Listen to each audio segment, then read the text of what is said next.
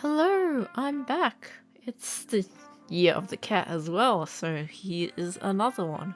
If you'd like additional thoughts and context about this piece, though, it's better if you read the dedicated blog post for it instead, because I don't feel comfortable talking about it verbally, and I don't really have much to say to be able to fill the runtime of this video. I'm not trying to be a teacher or educator, but I'm happy to show the time-lapse of how I struggled to draw this cat. Why do I want to do these videos? Well, I know these videos don't do well. People want entertainment, education, something relatable, but I lack in doing any of these fully, 100%. I'm not really branding myself as I am here to teach you blah blah blah. I'm not really doing that. I'm just trying to make something I wouldn't burn out as much on making, and then I can ramble on what I want to ramble about, and I want to keep it interesting and sustainable for me to do. When I checked analytics, it's the typical retention rate where people watching the video goes whew, slowly going down like a mountain slope going down, where it just drops down and then it just disappears away when it reaches the end of the video, right? It's discouraging, so I need to actively put blinders on the analytics. Sometimes I don't, and sometimes I'm just curious to see how it's going and if I need to, how I can do better. When I feel like I'm in a better headspace to check on that, and that I'm not really trying to be a YouTuber as a job right now, so I have to reassure myself that I'm not trying to be a YouTuber right now. That I need to focus and stop looking at what others are doing, because it kind of feeds into my sense of insecurities and self-doubt and worrying about what other people are doing. And like I feel insecure when I keep seeing artists who are streaming and who are really good at it, yet I know that I'm not seeing the majority of artists who stream, where not much people are watching, and it is a slog, and it is demoralizing to stream to people who are not there. You have to be brave and to do it anyway, and I don't know if I have that courage. I have streamed once or twice before, and it was really scary. I was shaking with my performance anxiety, if you have seen my blog posts about it.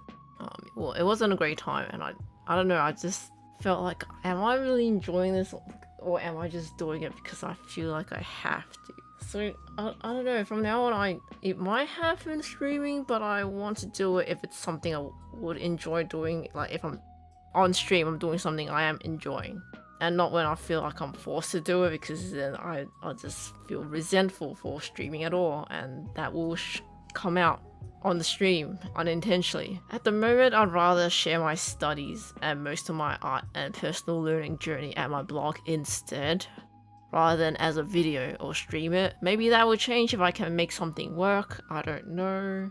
Maybe I might have something new ways to show studies and whatnot. I don't want to make too many videos because it's time consuming to make a video.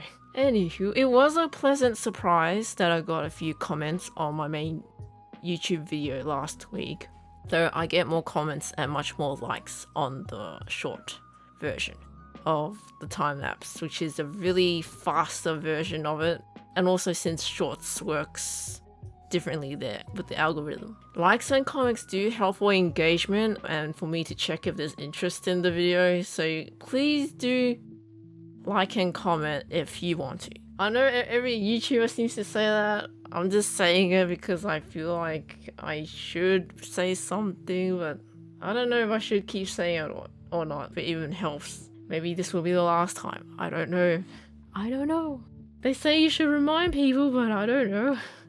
A lot of people just turn their brain off, or they just focus on the content and then they just watch the video. They're not really focused on interacting. They're passively watching most of the time. So I guess reminding them is to say, hey, you can actively do something. Maybe. I'm just speculating. Maybe you have your own opinions on whether liking and commenting actually does much. Or as a viewer, do you do likes and comments much at all on YouTube videos in general? You let me know in the comments. I don't know.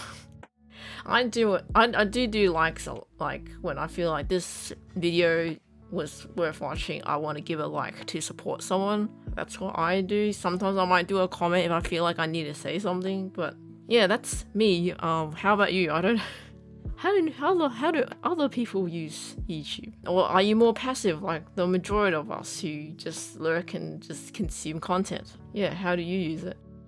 Anywho, well, I have a shorts version of the time lapse to reach new people, and it's super fast though, and while the main video, like this one, is for people who welcome my rambly commentary like this. It's less overwhelming, it's a less overwhelming speed, and feel free to watch what you're interested in. I guess I'll just check out loosely, I'll try not to obsess about it, the metrics.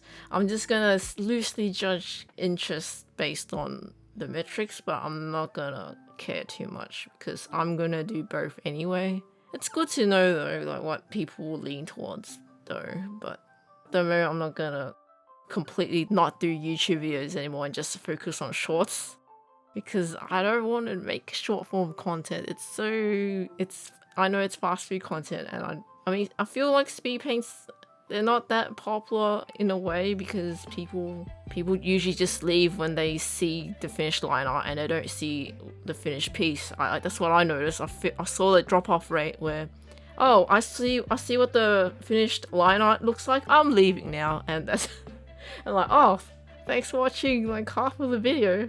So that's the pattern I noticed in the Year of the Rabbit short. Maybe that will change, but I mean, it's really early. I've only started to use this approach last week, so I'm learning as well. I don't have all the answers.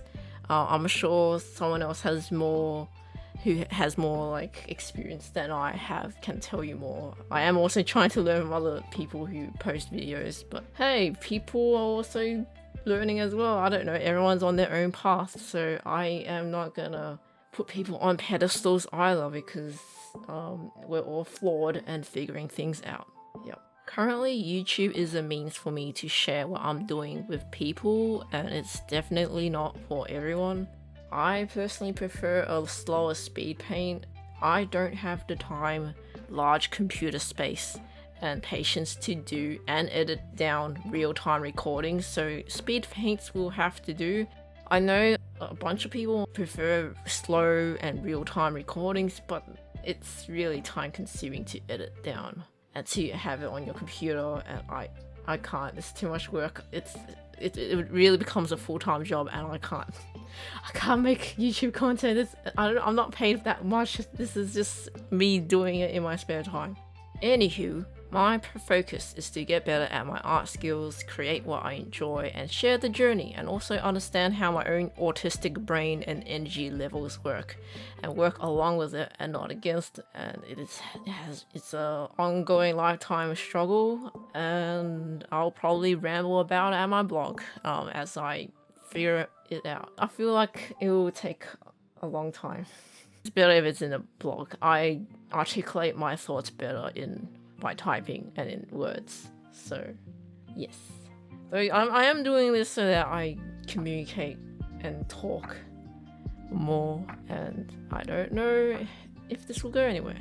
Anywho, current patrons want to stay anonymous, but for now my Patreon is just one pay what you want tier, and patron shoutouts are optional at the end of these videos, the main videos that is. So support my Patreon if you want to, and if you can, financially do so. Don't force yourself if you cannot. January was meant to be my off month, but I did 2 Lunar New Year posts for the rabbit and the cat, so to not burn myself out too much, I'll post only once in February. Post again in 3 weeks time because I need time. I haven't done the next thing yet. I need time to do the art and whatnot, and I also need time to do the other things I have neglected. Thank you so much for the encouragement. I really appreciate it. There's a few of you who left me comments and likes. This is just another attempt at me doing YouTube. Thank you for welcoming me back to make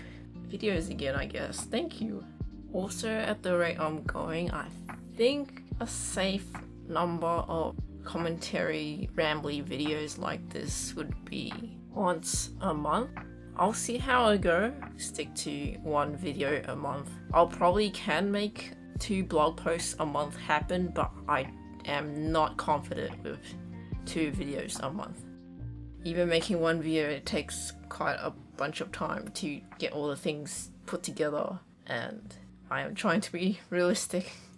After some thought, I'm not gonna post everything all at once. So I'll probably post the art and the blog post first, and then a week after also I'll post the speed paint commentary. It's hopefully less overwhelming for me and less overwhelming for you, because you're not overwhelmed with all the stuff I have all at once in a day, and it's more spaced out. I'm just gonna test that out in the coming month, and we'll see how that goes.